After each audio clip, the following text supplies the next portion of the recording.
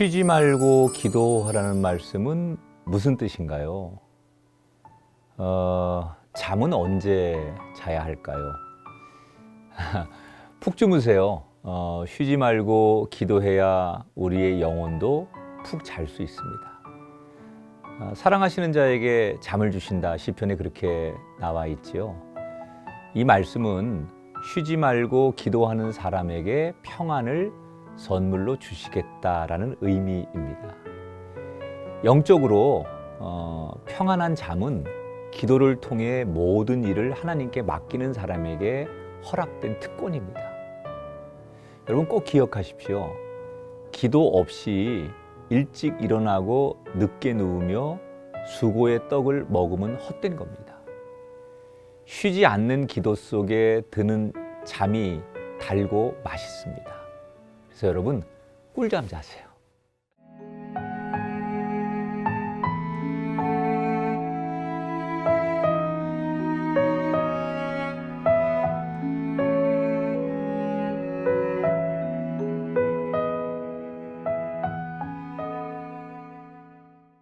일은 언제 해야 할까요?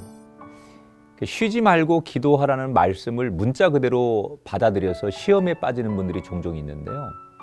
신앙인으로서 반드시 기도를 해야 하는 건 알겠는데 쉬지 말고라는 말에 부담을 느끼는 겁니다. 제 경험상 이런 분들은 두 가지 생각에 사로잡혀 있는 경우가 많은데요. 먼저는 기도가 일이라고 생각을 하는 거예요.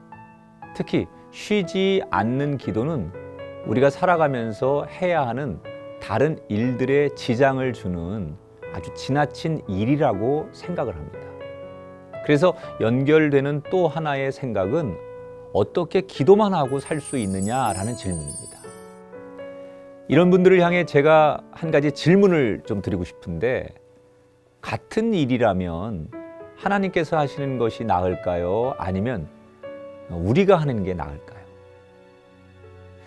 하나님, 대답은 너무나 당연하죠. 우리는 하나님 없이는 스스로 아무것도 할 수 없는 존재입니다. 그러니 우리가 기도 없이 할 수 있는 일이 있을까? 여러분 잊으시면 안 됩니다. 기도는 우리가 해야 하는 다른 일들에 지장을 주는 또 다른 일이 아닙니다. 기도는 우리가 해야 할 일들을 내가 하는 것이 아니라 하나님께서 하시도록 자리를 내어드리는 것입니다. 반대로 기도를 쉰다는 것은 기도를 쉴 때 하는 행동에 대해서는 하나님이 아니라 내가 주체가 되겠다는 의미가 되는 겁니다.